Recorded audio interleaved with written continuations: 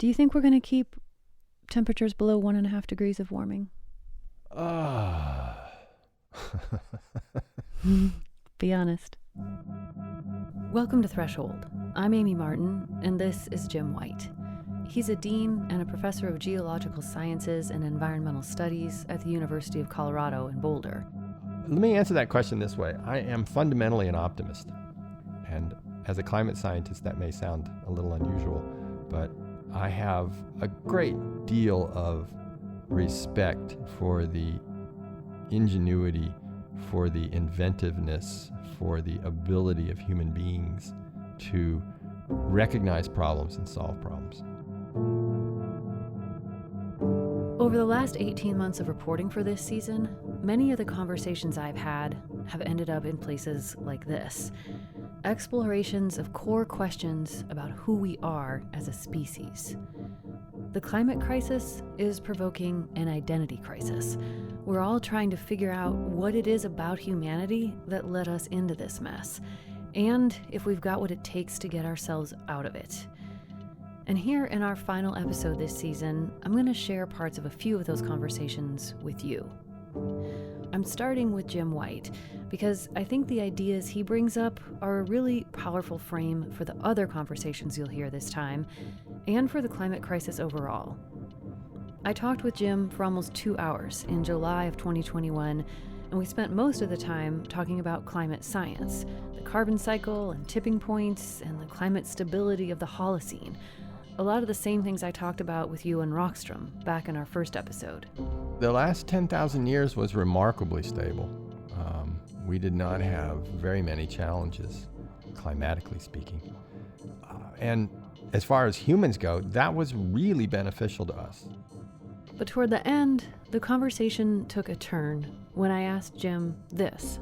So what are the top 3 things, like if you were king of the world, Jim White, and you could wave your magic wand and say, in 2022, I'm going to institute these 3 things that are going to happen to help keep us below 1.5 degrees of warming, what would they be?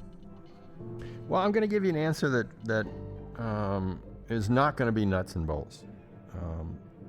Things like better windows, better doors, drive electric cars, generate electricity from, sunshine, all that, stuff like that. Yes, I think we know all that stuff.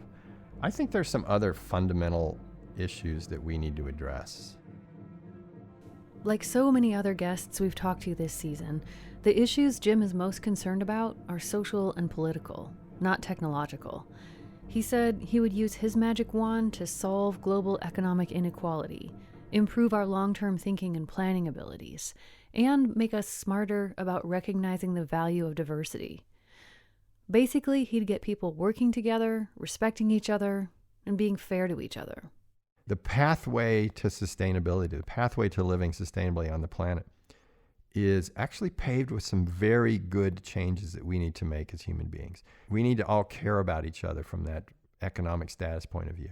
We need to care about our kids and grandkids. And we need to understand that there is no reason why one gender or one race should run the show. I'm moved by the idea that in this crisis, that the things that we need to do to get through it are things that are part of making us better people. That's kind of beautiful to me. Yeah, I always view challenges as learning lessons. What challenged us, and what is it we need to do to adapt to that challenge? And what lessons can we learn from that? And to me, as you said, the beauty, if you will, of our current situation is that the way out of our current situation is to actually be better people. And honestly, is that a bad thing? Hell no, it's not a bad thing. It's a good thing. And that's, it's slow. We're not going to get there right away. But the faster we recognize that a lot of the fundamental problems we have really generate with us, and they're fixable, then I think the faster we can get to a point where not only can we live sustainably on the planet, but we can be, much nicer people. I would love the world to be a much nicer place for my grandkids and great-grandkids, etc. And that is, the sort of, if there's a silver lining in any of this, Amy, it's that, if we can get to that point, then the world will be a much better place for those who come after us. It's really inspiring to have something to work toward versus just some horrible thing to try to avoid, Right. This is not just a question of, we don't want to run the car into the ditch, but we actually have there's a goal up here, and let's get to it.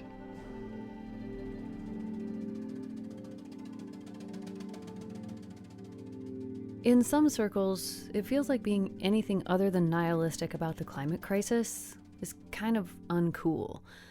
Like if you express hope, you're burying your head in the sand, blind to reality. And it's true. Naivete can blind us, but so can cynicism.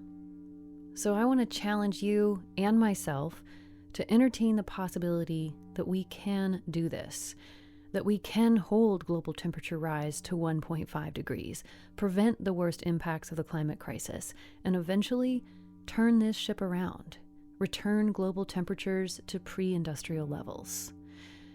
I think one of the bravest things we can do is risk imagining that we can solve this.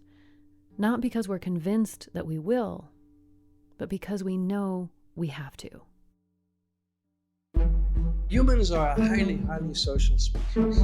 And we are so social because we cannot survive without each other. The more we can work together, the more structural change that we can get. And climate change is ultimately a structural problem.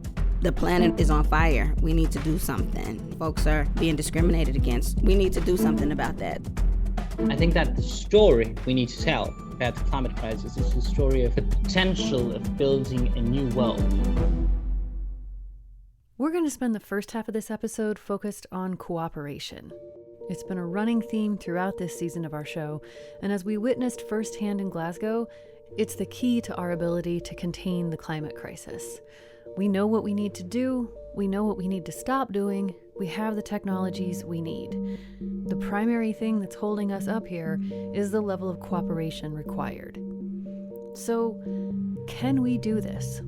Are we capable of cooperating at the level that the climate crisis requires? Pondering that question sent me to my bookshelf to reread the work of a scientist and thinker I've admired for years, primatologist Frans de Waal. I'm of Dutch origin, and I'm a specialist of chimpanzees, bonobos, and a few other primates. Frans is professor emeritus at Emory University in Atlanta, Georgia. His books and TED Talks have been read and watched by millions of people. And he says people are fascinated by chimpanzees and other great apes because we're so similar to them. We study them as a way of understanding ourselves. But the problem, Frans says, is that until relatively recently, we've focused almost exclusively on one of our closest non-human relatives, the chimpanzee, and ignored the other, the bonobo. But the bonobo is exactly equally close to us, genetically. And anatomically, I would say even a bit more similar to us than the chimpanzee. Bonobos look a lot like chimps. They both have those intelligent eyes and big, protruding mouths, but bonobos are a little shorter and more lightly built. What really distinguishes them from chimps, though, are not their physical characteristics, but their social lives.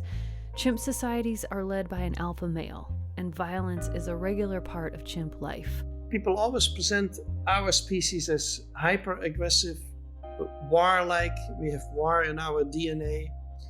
And they always bring up the chimpanzee as the example to prove their point, like chimpanzees do it, we do it, so it must be very old.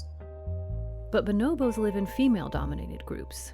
They use sex to avoid and mitigate conflicts, and they're generally much more peaceful than chimpanzees. Scientists have tried to avoid the bonobo, have tried to downplay the importance of the bonobo, partly because they didn't know what to do with the sexiness of the species, partly the peacefulness, certainly the female dominance throws them off, and they don't know what to do with that. I can't help but immediately flash on gender dynamics when you're saying that. Do you think that emphasis on competition and on the violence and battles is in part because the academic world has been dominated by men? Yeah. Men are obsessed with competition. We love competition, and we compete quite a bit. Although I was I would say that females compete quite a bit too. But men are very focused on that. So, what we see when we observe our nearest relatives has, of course, been heavily influenced by who's looking and the biases they've brought into those observations. And that has consequences for how we think about ourselves. Franz says that by ignoring bonobos, we've ignored all kinds of pro-social, cooperative tendencies that are just as central to primate identity as competition. Take the question of response to outsiders. It's very different in these two species. Chimpanzees hate strangers, and if they get a chance, they would attack them. But bonobos, they like strangers. And so you can bring bonobos together who don't know each other and set up a situation where one can help the other, and the bonobos will do that kind of thing. And it's even looked at as if that's an overture to contact. Like, this is my gift. I bring you a gift, and that way we have a good relationship. Franz says in the wild, bonobos have also been observed sharing food and adopting orphaned babies of different groups. Yeah, the bonobos have a very different relationships between the groups in the wild. The groups may even mingle instead of fighting like chimpanzees do. And this may be partly because the females are in charge, and the females actually have a tendency to try to meet other females of other groups and groom with them and look at their babies and things like that. Something that the males don't do. The males are more territorial. So our close primate relatives exhibit a lot of cooperative behaviors, and that disrupts the notion that primate survival is all about dominating competitors. And so the bonobo has been marginalized in the whole story, because the story of human evolution, according to anthropologists, is a story of war and conquering, and that's the story they like to tell. And I'm not convinced at all that that's the story of human evolution, but that's the one they tell. So what does all of this have to do with climate change? Well, we humans are strongly influenced by our expectations. We see what we think we're going to see and behave the way we believe we're expected to behave. And it runs deeper than behavior, actually.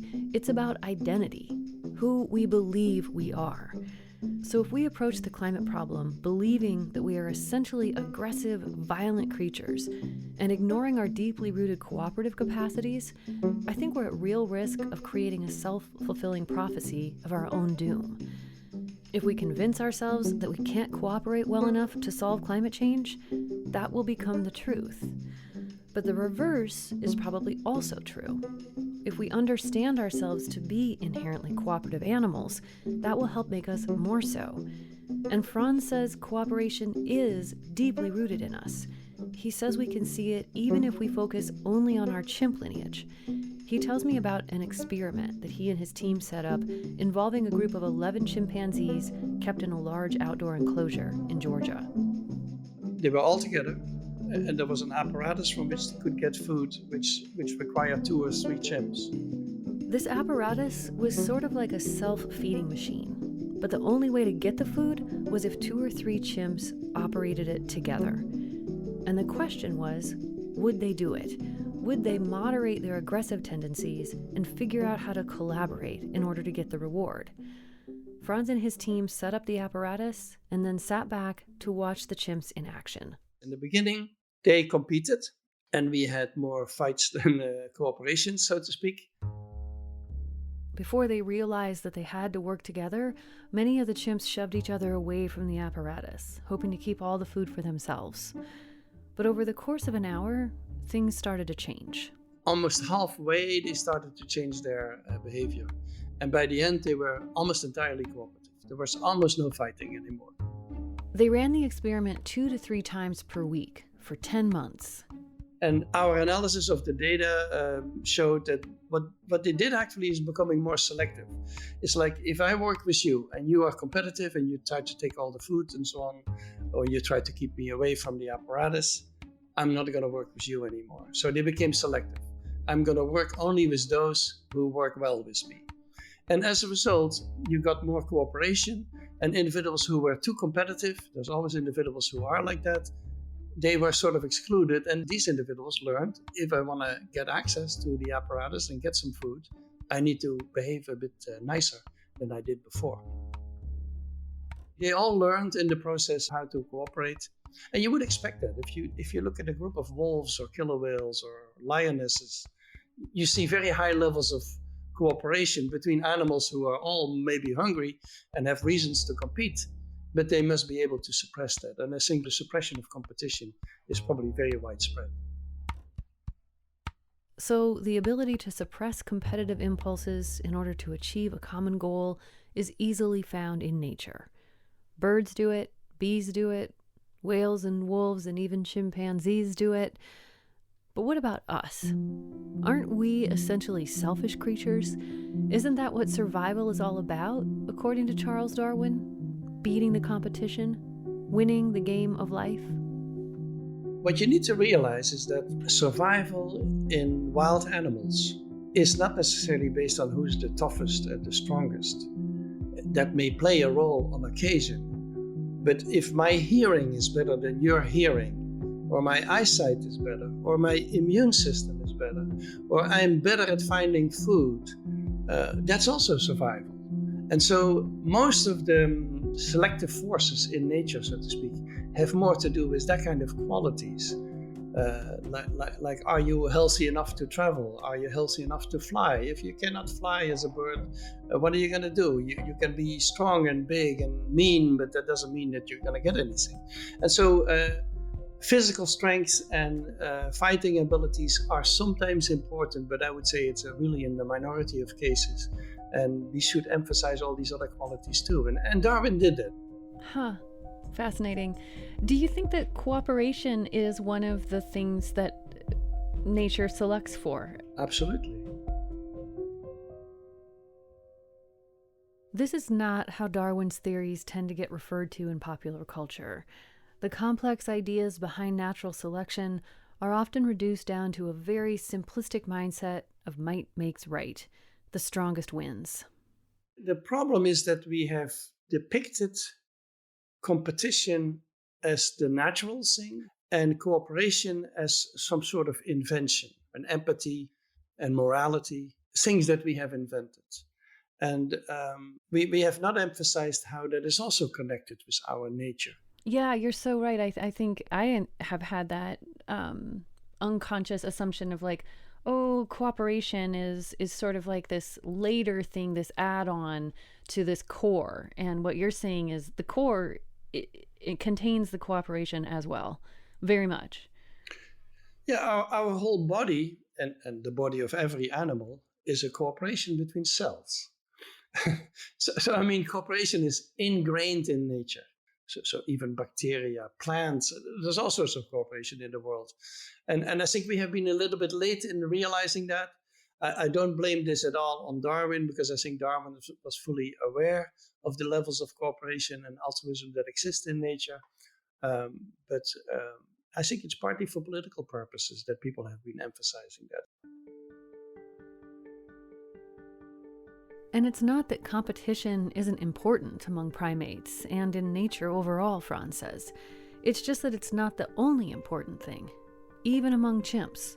He says male chimps actually spend far more time grooming each other than they do fighting, and females sometimes wield enormous power, but it might be exerted in different ways.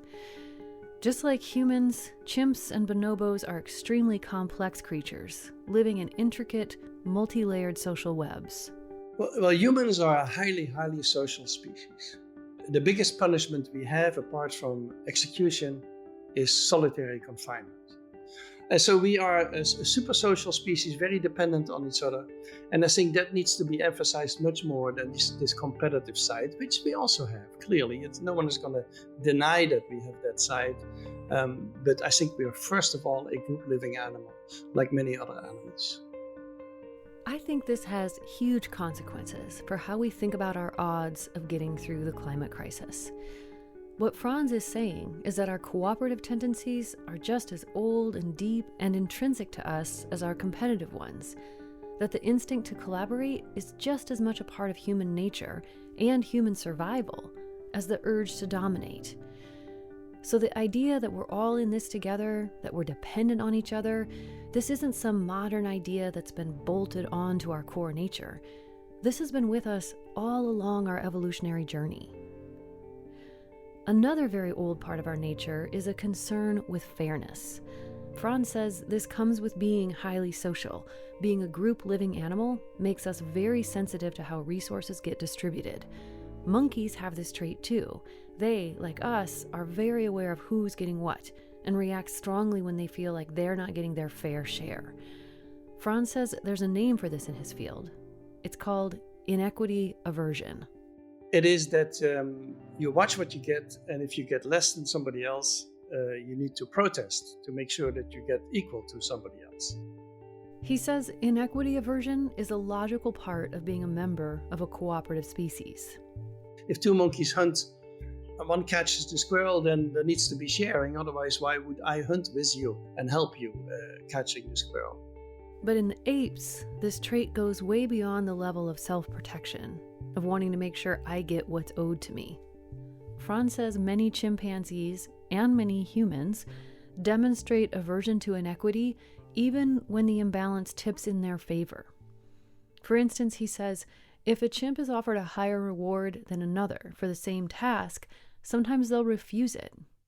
And that has, we think, to do with the fact that if you create these inequalities, you reduce the cooperation. And so chimpanzees realize, as humans, I think, that if you take everything and the other gets nothing, you're going to lose a partner, because that partner is going to look for a better partner. And so that means that we're also interested in equal distribution from the winner's perspective. Winners need to be generous if they want to keep the cooperation going. The idea that we have an inherent aversion to inequity strikes me as one of the more hopeful things I've heard in a long time. It's a recognition that the line between helping another and helping oneself is in many instances a false one, that our fates are intertwined, and therefore helping you helps me. This is precisely the kind of mindset that we need to bring to the climate crisis, and especially the UN climate negotiations. We need to grasp that cooperation is essential to our survival, and therefore it's in the interest of the so-called winners to be uncomfortable with their advantage, to want to even things out. But if this is kind of baked into who we are, why aren't we doing it? Why are the climate negotiations moving so slowly? And why, in general, are so many of us okay with the inequality in our world? Franz says that probably has something to do with another human characteristic. We are a very in-group, out-group kind of animal. We cooperate very well within the group, but between groups, what you're talking about with the climate change, is now you have different groups who need to cooperate. I think that's a challenge for us. Now you're asking different groups to come together. But what we actually need in this case is a common enemy, like an extraterrestrial invader who says, we're going to invade you unless you clean up your mess, so to speak, and then we might do it. Well, yeah, because that's what I was just going to say is like what we need to do is understand that this is not between groups, but that we are one group. And to ask all humans around the world to understand themselves to be one group involved in one giant, complicated, long-term group project is daunting. But it sounds like I hear you say that it is deep within us, these cooperative abilities. This isn't like something we have to just suddenly learn how to cooperate on a big scale tomorrow. Like we actually have a lot of the skills we need if we can employ them in this direction. Yeah, so I think what is special about human cooperation is the scale. So in chimpanzees, you have a bunch of individuals, maybe a dozen, who may do things together and help each other. But what humans do is set up a cooperation where you have thousands and thousands of people do each their own thing and their own task. It's extremely complex. There's an element of self-organization in there that is not fully understood. But there's also a hierarchy of ordering. And that kind of scale of cooperation of humans is really exceptional. And humans are very good at that. We are actually excellent at cooperation. And nowadays, many people believe that the secret of the success of humans is actually cooperation. It's not so much competition and warfare, but it's how well we cooperate with each other.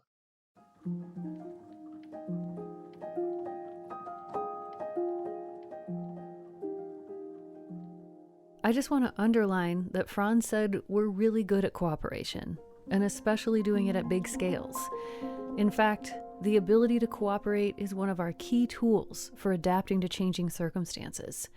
It's been refined over millennia, and there's no reason it can't continue to develop as we face new challenges. I kind of want to shout this stuff from the rooftops to help bolster our confidence in ourselves. People say, that's how nature works. We are competitive, and that's how we need to structure society.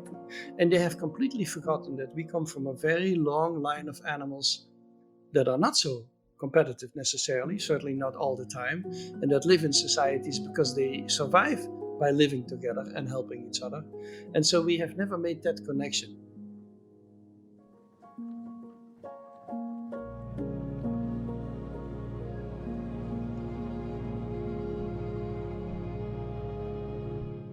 The climate crisis is teaching us plenty of things about ourselves that we would rather not know, that we're capable of creating very serious global problems and being way too slow to try to solve them. But maybe this challenge is also an opportunity for us to learn some more positive things too. Because to get through this, we're going to need to exercise our cooperative capacities in ways we never have before. But we're not starting from scratch here. Those muscles exist. We just need to make them stronger. We'll have more after this short break.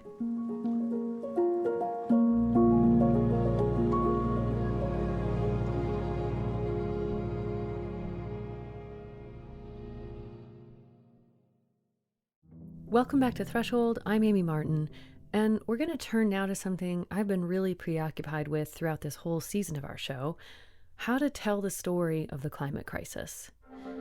We humans make sense of the world through stories, and stories have structure, a beginning, a middle, and an end. But the climate crisis doesn't feel like that most of the time. There's no plot. It's just every day, everywhere, all the time. And I think this is part of the reason why we're having such a hard time solving it. There's no narrative arc. It's just an amorphous, endless blob of bad. I think that kind of fries our circuits and opens up this void in our imaginations that's often filled with images of apocalypse. It's pretty remarkable, really, when you think about it. We've made story after story about ourselves ruining the world or fleeing from it, but almost none about continuing to live here on this planet far into the future in a way that's healthy for us and for everything else. To be clear, I don't think simply telling the right kind of story about the climate crisis will solve it. Obviously, we can't get to the other side of this with stories alone, but I also don't think we can get there without them. I think that the story that we need to tell about the climate crisis is the story of the potential of building a new world. This is Bruno Rodriguez, one of the founders and leaders of Youth for Climate Argentina, a branch of the global Fridays for Future movement. We first introduced you to Bruno back in our 4th episode this season, when we explored what's at stake if we fail to act decisively on climate. Bruno and I agreed that talking about that stuff, the consequences of inaction on climate, is important. It's one potential reality, and we can't sugarcoat that. But we also agreed that it was crucially important not to present those consequences as if they are inevitable. So, no to Pollyanna stories, no to doom and gloom stories, but what kind of stories can we tell here? How do we make space to think about something this big without either trivializing it or being overwhelmed by it?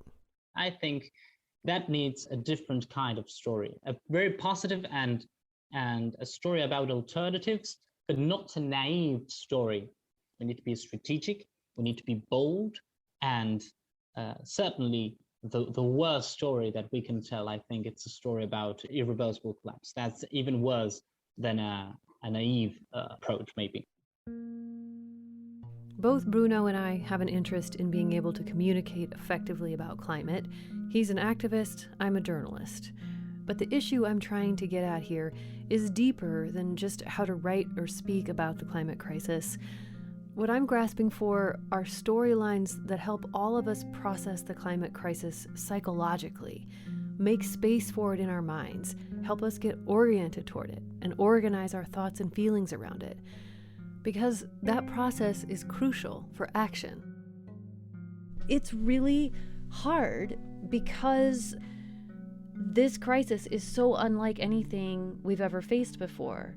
I mean, humans are story-making machines. We have a million stories for every kind of scenario, love and war and, times of want and times of plenty. But we don't have something like this where the entire world has to try to solve something together. And I wonder, are there archetypes that you go back to, or what do you use to start to build a different story here? I think that we have a very rich artillery of narrative resources in Argentina and in Latin America. As an example, Bruno mentions a famous Argentinian comic called The Eternaut by Hector Germán Esterheld, which is like the most important political comic in the history of my country, written by a man who was assassinated by the last civic and military coup. The comic is about an invasion, an alien invasion in Buenos Aires, and how a group of people struggle to, work together not only to survive, but also to fight against this menace, which is an unknown menace, a menace that we don't understand much of. I think it's really interesting that aliens kept coming up in these conversations. It seems like an indication of how big the climate crisis feels. In The Eternaut, the alien invasion is a way of talking about the military dictatorships in Argentina, which were rising at that time, and which eventually came for the author himself. But Bruno says the power of Esterheld's work lives on and can help us find a way forward in the climate crisis. I haven't read it yet, and I want to, but I want more stories too. Stories that are explicitly about ending the climate crisis, or about life after it's over. Something that could be turned into a super compelling screenplay. Like maybe something set in a future reality, looking back at the 2020s as this pivotal decade. And as we watch that movie, we can imagine ourselves as one of the characters in it, feeling the call, doing heroic things. To be honest, I tried to sketch something like this out for an episode of our show this season. Didn't really work. Who knows, maybe I'll try to write that screenplay someday. But I'm also skeptical of my own instincts here, because it feels like that narrative template may not be up to the task. It's the hero's journey, right? You must take this quest, Luke, go do your thing. And yet I'm very suspicious of the hero's journey and the narrative that all entails, because it's so often, it's super male. It's almost always a lone actor. And I don't see that it is getting us where we need to be. If that worked, we would have solved this, because that one we've got coming out our ears, So I'm wondering what to do with that tension. I think we are called to be heroic, and yet the template of the hero's journey doesn't feel like the right way to go to me. Yeah, I totally agree with the suspicion you have towards the heroic journey narrative. But I also believe that other narratives are as well emerging, and which are extremely different of that traditional heroic path narrative. Bruno says that comic he mentioned, The Eternaut, is one of those alternative narratives. There's this scary, mysterious threat, he says. And the way we have to take it on and the way we need to confront it is not by this narrative of the lonely hero, of the hero in individual terms, but the group and collective hero, which was the main idea of this comic. He spoke about how in the dictatorship in Argentina, the only way we can get out of this situation and recover our democratic system was indeed a collective expression of hero, united by a certain values of justice, of social justice, of economic justice, of racial justice, of the intersection of all social problematics. And I think that's a very strong narrative. And Bruno says he looks to other nonfiction narratives too, meaning history, because even though this situation we're in is novel, people have gone through all kinds of other hard stuff in the past, and we can learn from that. For example, when I study the history of my country, and the history of social transformations, one common characteristic of those processes in Argentina is the level of engagement and participation of the youth. Every time a new human right was recognized, every time we made a step forward in terms of social and economic progress in this country and in the region, the youth was a key component. The youth was a very, very strong element of those processes. And right now, when we talk about the climate crisis, we're now seeing the youth engage in a massive level again. So I think that we need to read our historical moment. When you have the leaders of the future becoming leaders of the present in a very, very important crisis involved in the struggle for fighting against that crisis, I think that stories and solutions can be intertwined in a very virtuous process. But it is a very hard exercise because given the fact that this crisis is like none of all the crises that we've suffered worldwide before, none of us have a very, fast answer and a concrete answer to this, because it is just impossible to imagine it right now. It is hard, and I'm convinced we have to keep trying. We desperately need more and different and better stories about the climate crisis, stories that end with something other than apocalypse. Even thinking of it as something that has an end feels like such a different way of orienting to this problem. And that makes me realize how much we're just bobbing around aimlessly in a sea of bad news, alternating between terror, boredom, confusion, denial, and a kind of numb dissociation. And that is just not functional. We need to snap out of it. It's a little like being in a boat and there's a hole in the boat at one end. There's no scenario whereby if you're sitting at the other end of the boat, you do okay. If the other end of the boat is taking on water, we only have one boat. We have to plug the hole wherever it is, and we have to collaborate to do that. This very helpful, very concrete image comes to us compliments of Rachel Kite, the dean of the Fletcher School, the Graduate School of International Affairs at Tufts University, which is just outside of Boston. Rachel is a major mover and shaker in the climate world. In the run-up to the Paris climate negotiations, she was the special envoy for climate at the World Bank Group, and she was part of building the financial package that helped to make the Paris Agreement possible. And she thinks a lot about narrative, too. We also tried to change the narrative from an economic point of view. In the run-up to Paris, people would still argue that our action on climate change was somehow different or divorced from action on poverty. And we made the case very clearly that you could not eliminate poverty unless you were acting on climate change, because the impacts of climate change would just push people back into poverty. Today, in addition to her role at Tufts, Rachel is a member of the UN Secretary General's high-level advisory group on climate action. And she says the thread that runs through all of this work is the quest for sustainable development, trying to figure out how to make the puzzle pieces of eliminating poverty and containing the climate crisis fit together. A crucial element of that, she says, is helping leaders understand that investing in solving these interconnected problems is in their own interest. If we start from the premise that we can't leave anybody behind, we only solve this if we solve it for everyone, then when we come to discuss burden sharing, when we come to discuss how we're going to finance our way into that cleaner, greener future where there are good jobs and there are opportunity, that these are investments which make sense, that the cost of action is less than the cost of inaction. But this requires leaders, political leaders, religious leaders, community leaders, business leaders, to own the truth in that, right, and to act accordingly. And it means system change. And, as we've heard over and over, some leaders have more responsibility than others. China has an extraordinary role to play at home and abroad. The United States has an extraordinary role to play at home and abroad. So does the European Union. If those three power blocks really aggressively commit to the kinds of reductions we need, that puts us on the right pathway. But then we need Saudi Arabia and Brazil and South Africa and Indonesia and Russia and Iran and Iraq all to do the same.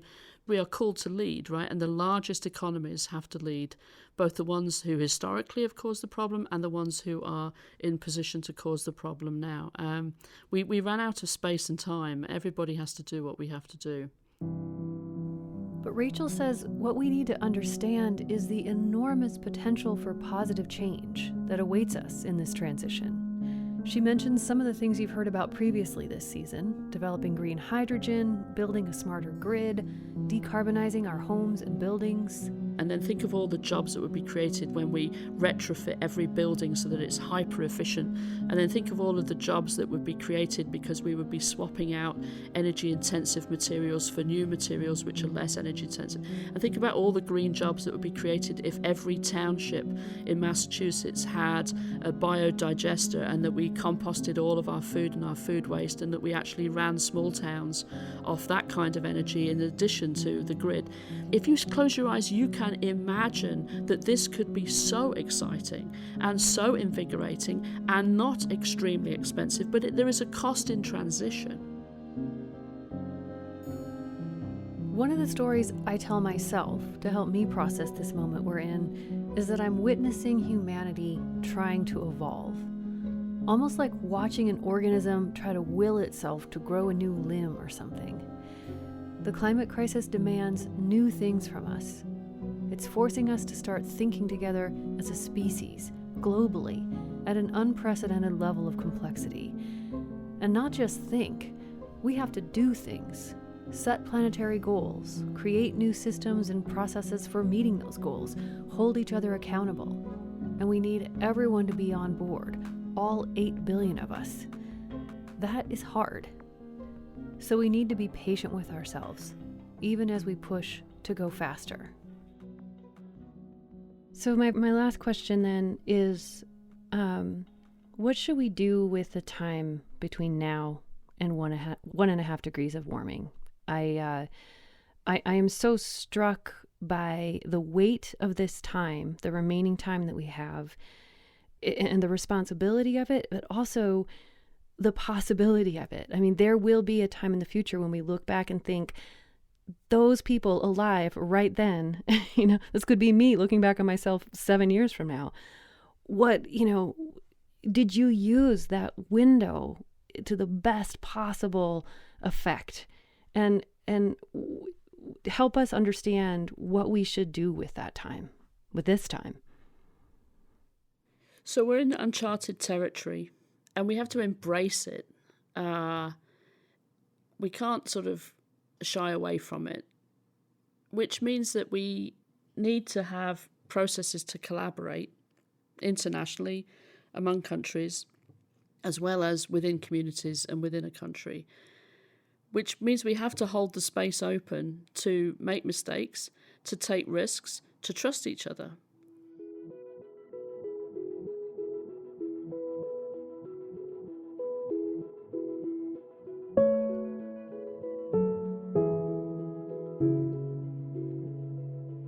Like it or not, all of us who happen to be on the planet today are the protagonists in a highly suspenseful drama, and the next few years are a crucial turning point in the plot. So how do we want to play it? Do we see the remaining time before 1.5 as a burden or a gift? Do we imagine ourselves to be condemned by the mistakes of the past or empowered to prevent suffering in the future? Are we going to act out a tragedy here, or are we going to embark on some version of the hero's journey all together?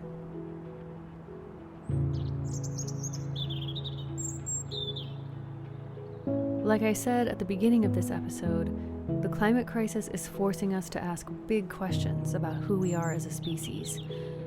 But one of the defining qualities of humanity is that we can change the world, including ourselves. So maybe the real question here is, who do we want to be? If we choose to surrender to our worst impulses, we are headed for a world of hurt.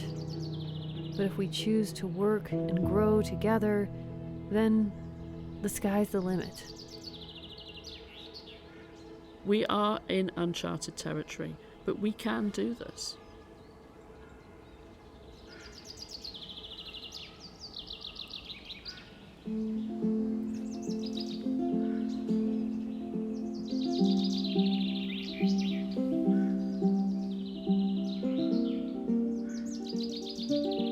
I'm Becca from Billings, Montana.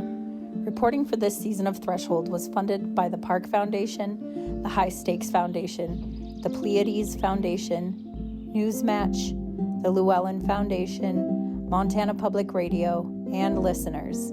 This work depends on people who believe in it and choose to support it. People like you. Join our community at thresholdpodcast.org.